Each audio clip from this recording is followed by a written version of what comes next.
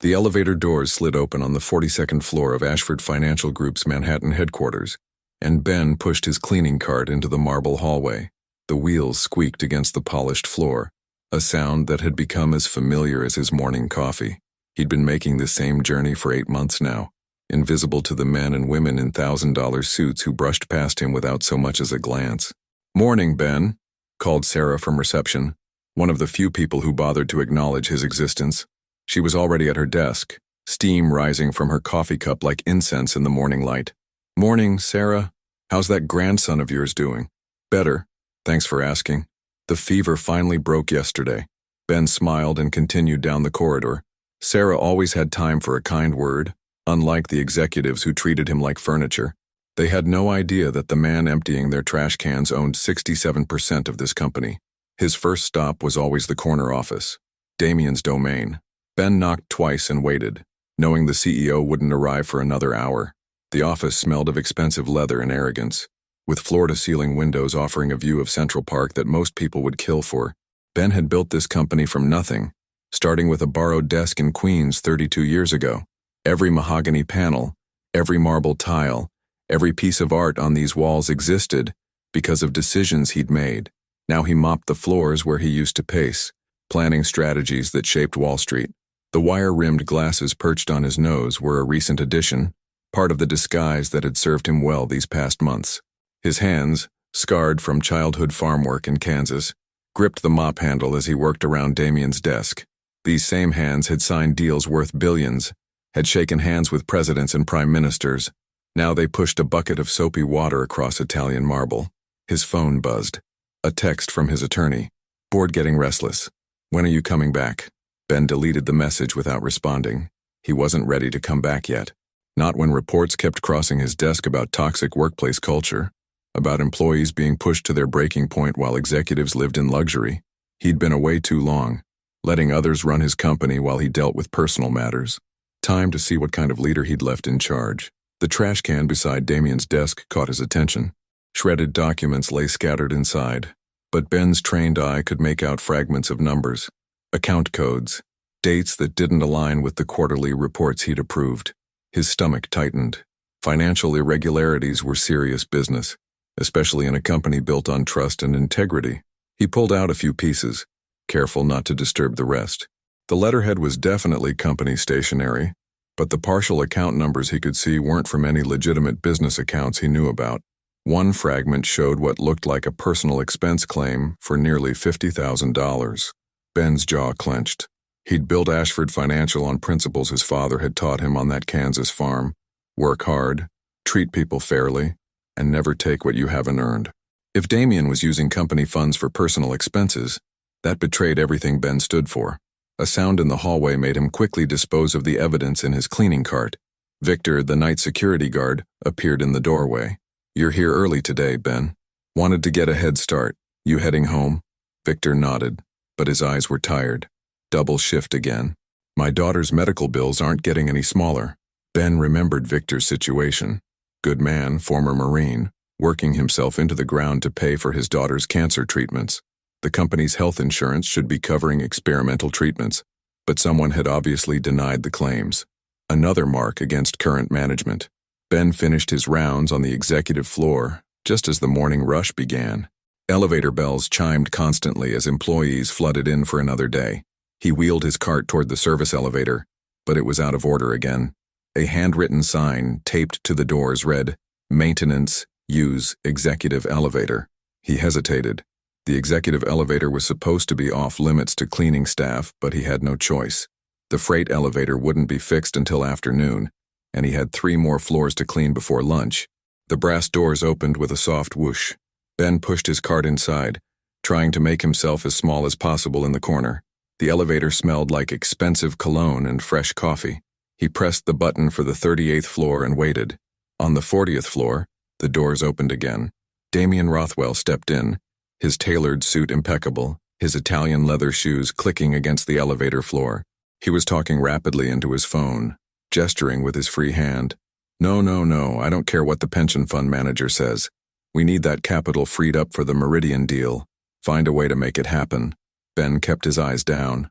focusing on the floor indicator as it counted down. 39. 38 should be next. But Damien wasn't finished with his call. He jabbed the emergency stop button, and the elevator lurched to a halt between floors. "I said find a way," Damien barked into the phone. "I don't pay you to tell me what's impossible." He ended the call and finally noticed Ben standing in the corner. "What the hell are you doing in here?" "Service elevator's broken, sir. I don't care what's broken." Damien's voice was ice cold. "This elevator is for executives only. People who matter. People who contribute something meaningful to this company." Ben's hands tightened on the cart handle. The mirrors lining the elevator walls reflected Damien's arrogant expression and Ben's carefully controlled facade. 30 floors stretched above and below them, and Ben felt trapped in this small space with a man who represented everything wrong with corporate culture. "You know what your problem is," Damien continued, stepping closer. "You people think you're entitled to the same treatment as those of us who actually matter, but you're invisible, replaceable. There are 100 other people who could push that cart just as well as you do." The expensive cologne was overwhelming now, mixing with the metallic taste of Ben's rising anger. His strategic mind warred with his emotional impulse to reveal the truth, to tell this arrogant man exactly who he was talking to. "I understand, sir," Ben managed, his voice steady despite the tremor in his hands. "No, you don't understand. That's the problem."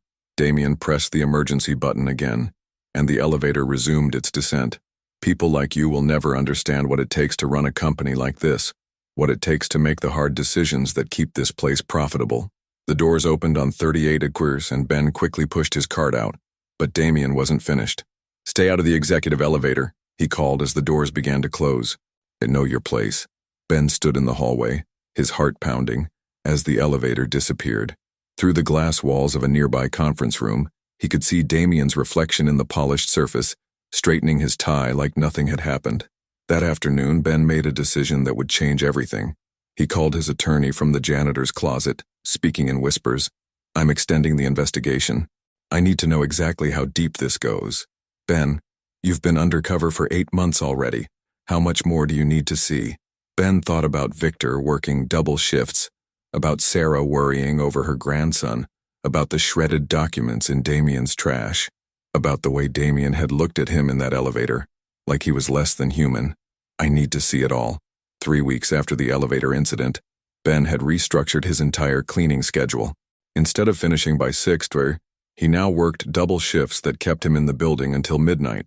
The night hours gave him access to areas typically off-limits during business hours, and more importantly, to the carelessly discarded evidence of corporate misconduct. Damien's office had become his primary focus. Each evening, Ben carefully photographed documents before emptying the trash, building a digital archive of evidence that painted an increasingly disturbing picture. Employee complaints that had been ignored, sexual harassment reports that had been buried, expense claims that had no business being charged to company accounts. But tonight's discovery made his hands shake as he held the crumpled meeting notes.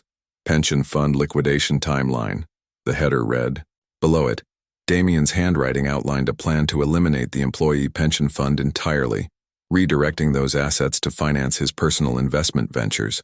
300 families depended on that pension fund for their retirement security. Ben sat heavily in Damien's leather chair, the weight of responsibility crushing his chest. 8 months. He'd been gone for 8 months dealing with his own health scare, and in that time, corruption had taken root like a cancer throughout his company.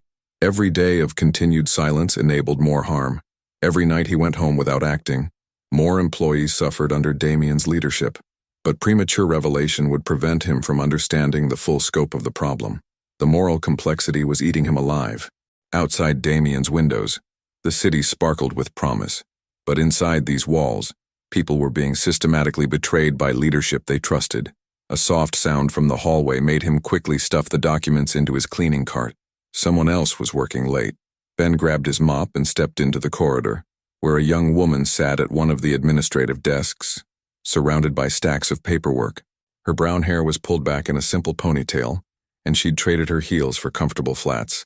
She looked up as his cartwheels squeaked against the marble floor. "I'm sorry," the young woman said, looking genuinely apologetic.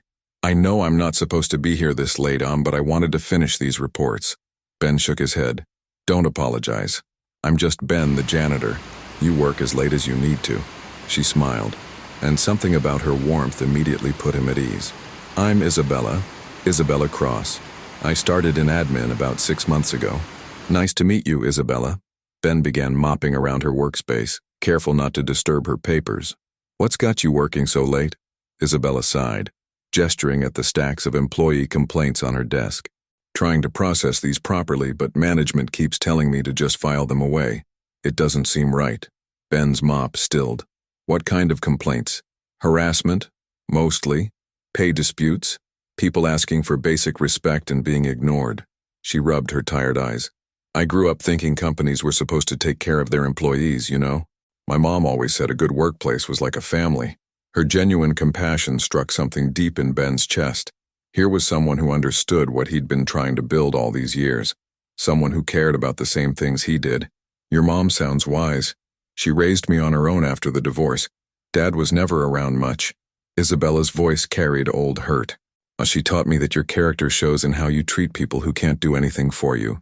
Ben nodded, thinking about his own father's lessons on the Kansas farm. Smart woman. Isabella looked up from her paperwork. "Can I ask you something? Do you think it's naive to believe that management actually cares about people like us?" The question hit him like a physical blow. Here she was, asking him if leadership cared, and he was the leadership. He was the one who could fix everything she was worried about with a single phone call. "I think," Ben said carefully, "there are good leaders out there. Sometimes they just need to see what's really happening." "There are," Isabella said, managing a tired smile. "I have to believe that." Their conversation was interrupted by footsteps echoing down the hallway. Victor appeared around the corner, flashlight in hand, making his midnight security rounds. When he saw Ben, his stride faltered for just a moment. "Evening, folks. Working late again, I see." "Just finishing up," Isabella said, gathering her papers. "I should probably head home." After she left, Victor approached Ben slowly, his expression unreadable in the dim hallway lighting. "You know," Victor said quietly, "you look familiar, real familiar." Ben's heart rate spiked, but he kept mopping. "I get that a lot. Generic face him, I guess." "Nah, that's not it." Victor stepped closer, lowering his voice. "Board meeting, spring of 2019. You were sitting at the head of that big table when I brought in those security reports about the break-in attempts." Ben stopped pretending to work. After a long moment, he met Victor's eyes. "My daughter's treatments," Victor continued, his voice thick with emotion. "When the insurance company denied coverage for the experimental therapy, someone made a call. Someone with real power made sure she got what she needed.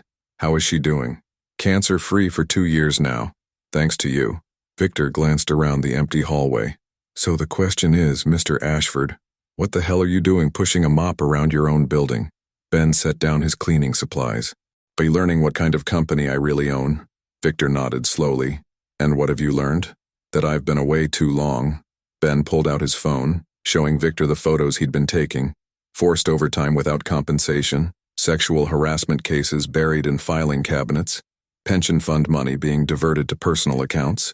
Victor's jaw tightened as he scrolled through the evidence. "I've got access to security footage. After-hours activities you might want to see." The next morning brought chaos. Ben arrived for his shift to find the lobby buzzing with urgent conversations and the smell of fear mixed with expensive cologne. News vans lined the street outside, their satellite dishes reaching toward the gray Manhattan sky like metal prayers.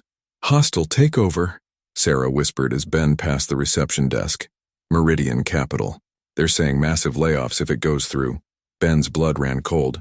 Meridian Capital was known for gutting companies, stripping assets, and discarding employees like used tissues.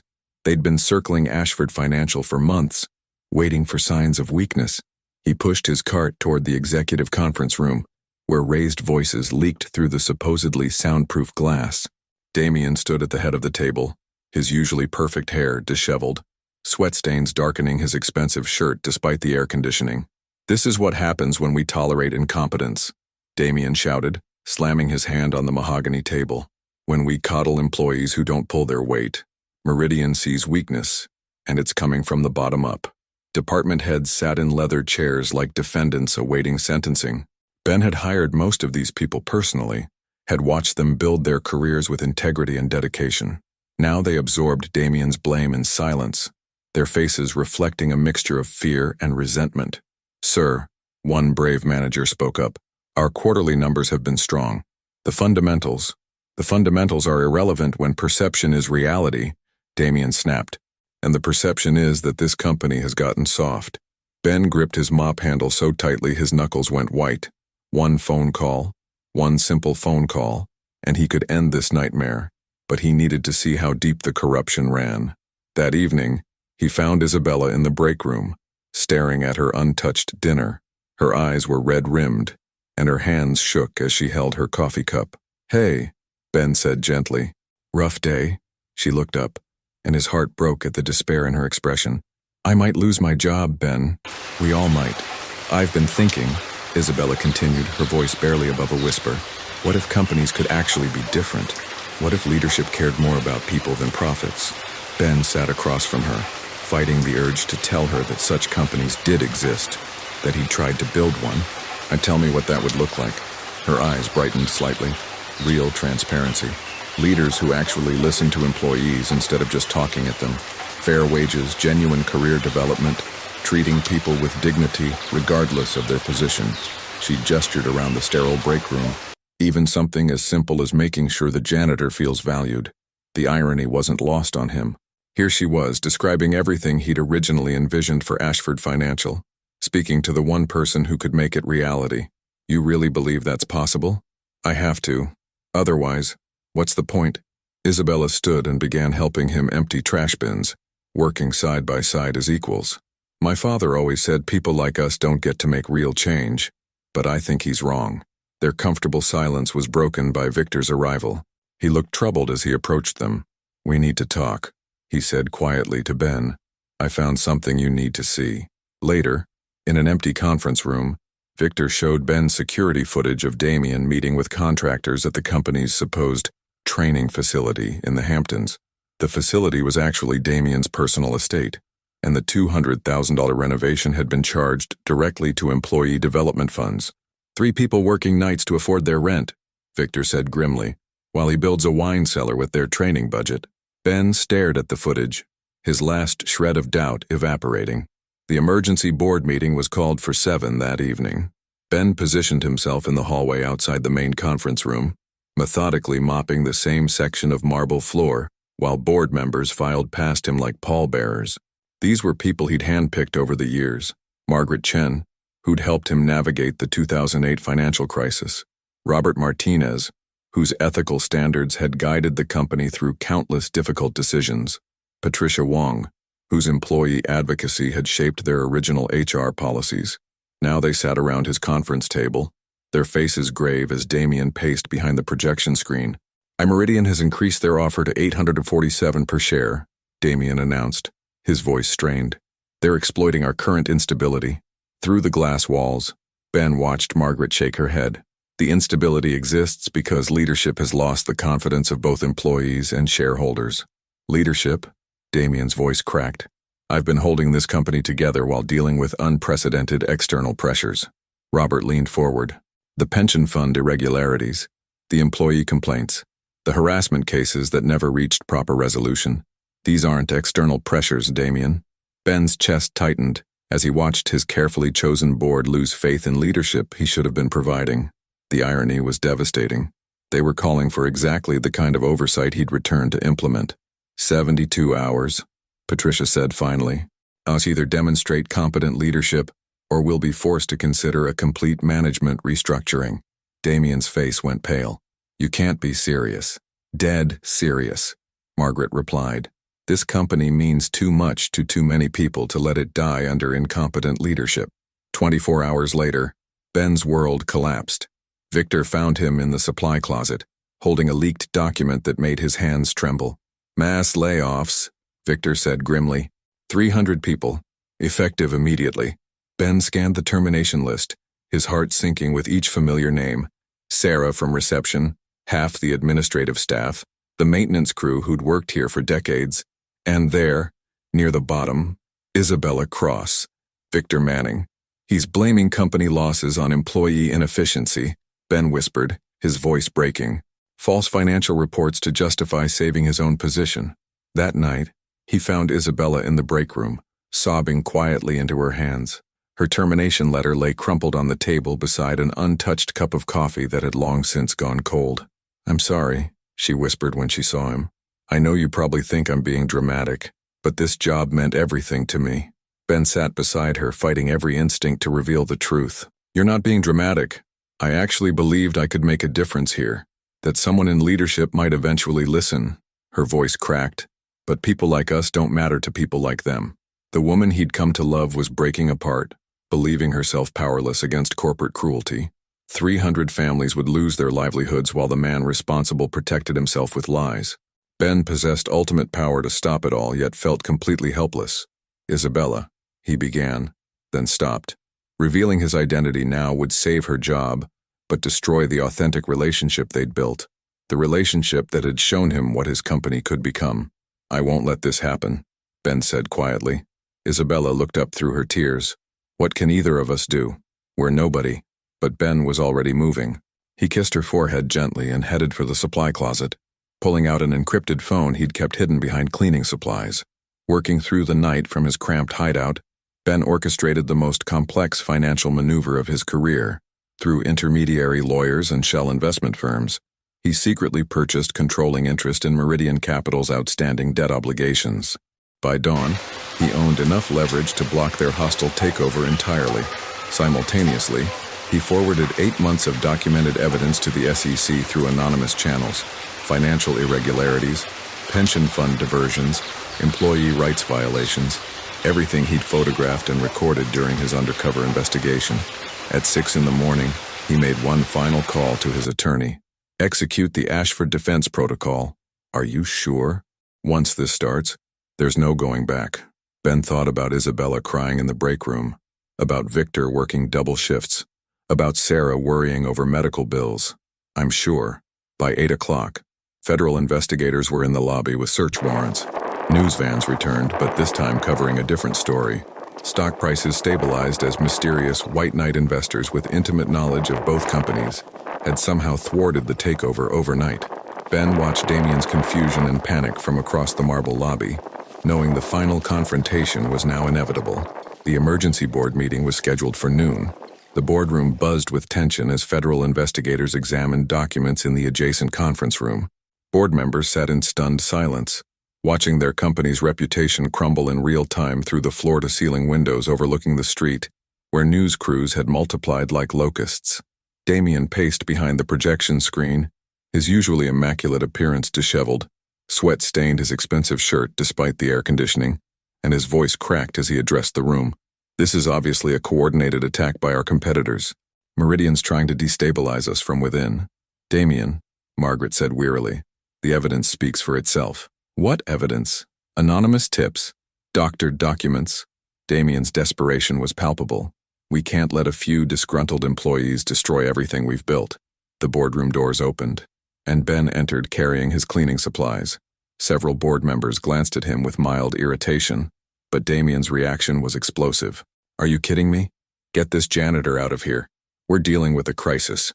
Ben set down his mop bucket with deliberate care. The sound echoed in the suddenly silent room like a gunshot. He removed his work gloves slowly, folding them neatly before placing them on the mahogany table. "Actually," Ben said, his voice carrying a quiet authority that made everyone sit straighter, "I think it's time we had an honest conversation about leadership." He walked to the head of the table, his seat, the chair he'd occupied for 32 years of board meetings. Golden afternoon light streamed through the windows, illuminating his weathered hands as he pulled out the chair. "What the hell do you think you're doing?" Damien snarled. Ben sat down and looked directly at him. "My job." The silence that followed was deafening. Margaret's eyes widened in recognition first, then Robert's, then Patricia's. One by one, the board members realized what they were witnessing. "Benjamin Ashford," Ben said formally, "majority shareholder and founder of Ashford Financial Group." He reached into his cleaning cart and withdrew a thick folder. "I've spent 8 months documenting every instance of financial misconduct, employee abuse, and ethical violation that's occurred under your leadership." Damien's face transformed from confusion to horror to devastation as the man he'd humiliated for months revealed not only his true identity, but also the scope of his knowledge. The pension fund diversions, the harassment cover-ups, the falsified termination reports. Ben's voice remained steady as he opened the folder. All documented, all witnessed, all reported to the appropriate authorities. Damien stumbled backward, gripping the edge of the table for support. This is impossible. You're nobody. I'm the man who signs your paychecks, Ben replied quietly. Or rather, I was. He looked around the table at his board members. Effective immediately, Damien Rothwell's employment with Ashford Financial Group is terminated. 3 weeks after the revelation, Isabella stood in what used to be the executive dining room, watching contractors remove the mahogany barriers that had separated leadership from staff. The space was being transformed into a communal area where employees from every level could eat lunch together. I still can't believe he's my father, she said quietly. Ben looked up from the employee handbook he was revising. You're nothing like him. How can you be so sure? The question carried all her fear and uncertainty about her own character. Because you chose to stay. You chose to help rebuild instead of running away from the damage he caused. Isabella had initially been devastated by the dual revelation, learning that Ben was the company's owner while simultaneously discovering her father's crimes. The betrayal cut deep, both personal and professional, but after days of soul-searching, she'd made her choice. I want to earn my place here, she'd told Ben, not because of family connections, but because of what I can contribute. Now she led the new employee relations department, implementing policies that ensured dignity and respect for all workers. Her first initiative had been redesigning the office hierarchy. Literally, executive floors were made accessible to everyone, with open workspaces replacing corner offices. Victor appeared in the doorway, carrying a steaming cup of coffee.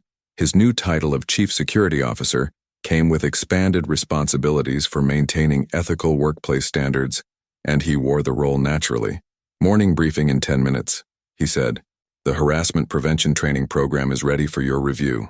Ben nodded, then smiled as Sarah approached with a small group of employees. She'd been promoted to Director of Human Resources, and her genuine warmth made her perfect for connecting with staff at every level. Mr. Ashford, she said formally, then grinned. I mean, Ben, these folks have some suggestions for the employee recognition program. The transformation wasn't just about policies and procedures. Plants now filled spaces that had once been sterile and corporate. Natural light flooded areas previously dominated by harsh fluorescence. The building itself seemed to breathe differently. Ben watched Isabella facilitate the morning meeting with quiet pride. Her ideas were innovative, her leadership style collaborative, and her commitment to fairness unwavering. She'd proven that authentic leadership emerged from character rather than title. What are you thinking about? She asked afterward, catching him staring. About second chances, Ben said, and about building something that lasts. She moved closer, and he caught the subtle scent of her shampoo mixed with fresh coffee. We're really doing this, aren't we? Making it work. We're making it better than it ever was. Their relationship had evolved naturally from friendship built on mutual respect to something deeper. No power dynamics, no deception, just two people who shared the same values and vision for what a company could become. Outside the windows, Manhattan bustled with its usual energy, but inside Ashford Financial Group, something genuinely new was taking root. A workplace where people mattered more than profits, where character trumped connections, and where a former janitor and a CEO's daughter could build something beautiful together.